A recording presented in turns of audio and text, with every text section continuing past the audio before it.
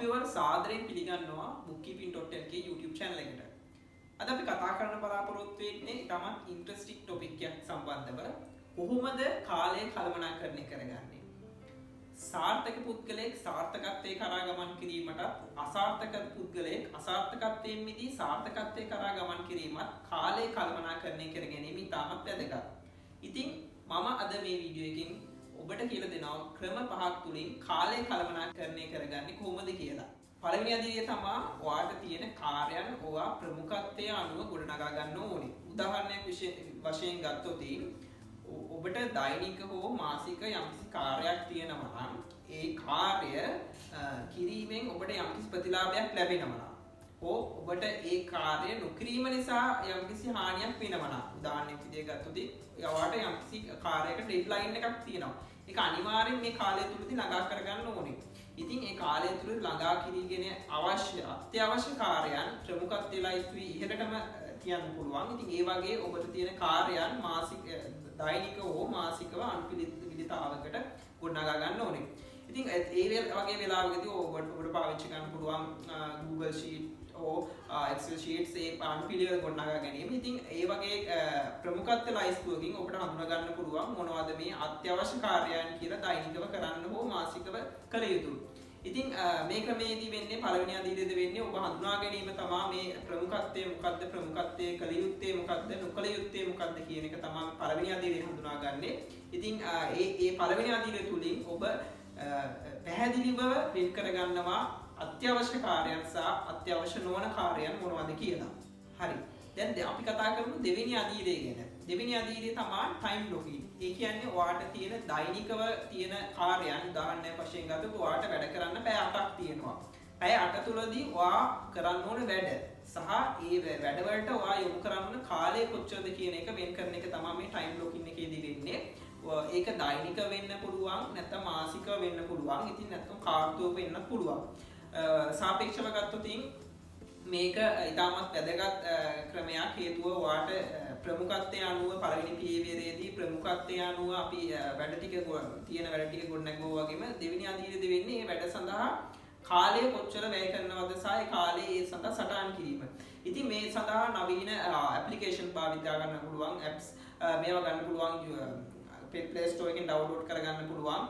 මම මේ සම්බන්ධවත් වෙන වීඩියෝ එකක් කතා කරනවා Play Store එකෙන් ටයිම් මැනේජ්මන්ට් සම්බන්ධව තියෙන ඇප්ලිකේෂන් මොනවද ඒ වගේ බෙනිෆිට්ස් කොහොමද කියලා ඒ වීඩියෝ ඉදිරියට මම YouTube channel එකට දානවා.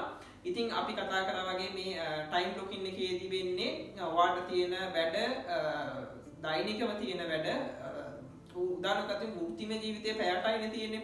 මේ පැය 8දී තියෙන වැඩ ටික පිළිවෙලට ගොඩනගා ගැනීම තමයි වෙන්නේ. ඉතින් මේක කාර්තුවක් වශයෙන් ගත්තොත් ආයතනික මට්ටමේ වුණත් ගන්න පුළුවන්. ඔය කළමනාකරුවෙක් නම් කාර්තුවක සඳහා තියෙන ටාගට්ස් කොහොමද ඒවට ලබා දෙන කාලය කොච්චරද කියන එක වෙන්න පුළුවන්. ඒ වගේම තමයි මේක පොඩි කාලෙවත් අපි භාවිතා කරනවා කාලසටහන් ක්‍රමයක් විදිහින්. ඉතින් මේක ඉතාමත් ප්‍රායෝගික ක්‍රමයක්. මොකද ඒ තුලින් ඔබට කාලය කොච්චර කැප කරලා යුතුද සහ ඔබට පසුකාලීන බලන්න පුළුවන්. ඔබ මේ පැය 3ක් මේ සඳහා අපි allocate කරා නම් වෙන් කරා නම් ඇත්ත වශයෙන් කොච්චර පැය ගියාද ඒ පැය ගන්න වැඩි වීමට හේතු වගේ කාරණා බලන්න පුළුවන්.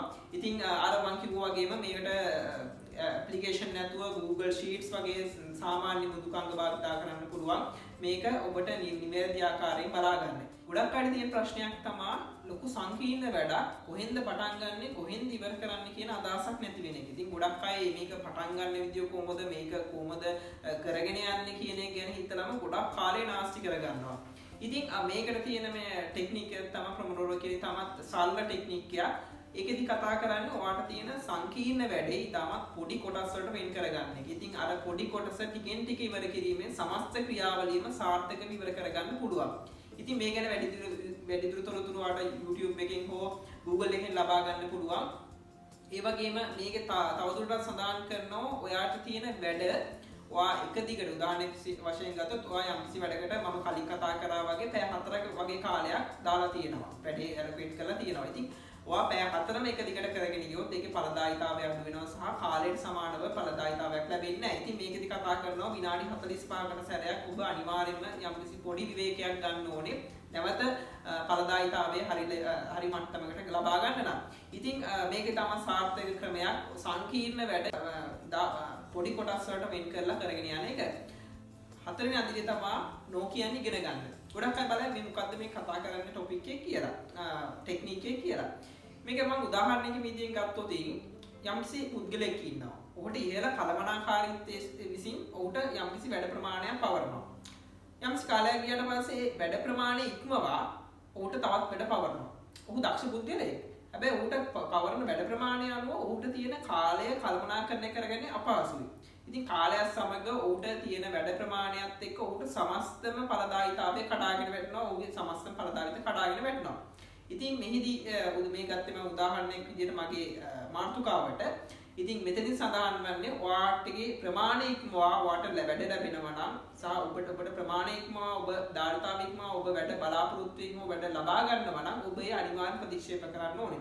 එහෙම නැත්නම් ඔබට සමස්ත ක්‍රියාවලියේ ඵලදායීතාවය තමයි කඩාගෙන වැටෙන්නේ. ඉතින් මේකෙන් සඳහන් වෙන්නේ ඔබගේ වෘත්තීය ජීවිතයේ හෝ ඔබගේ ව්‍යාපාර ජීවිතයේ හෝ ඔබට සීමාවක් තියෙනවා. ඒ සීමාව තුල කටයුතු කිරීම ඉතාමත් වැදගත් සහ ඒක ඵලදායීතාවයට ඉතාමත් බලපාන කාරණාවක් කියන එක.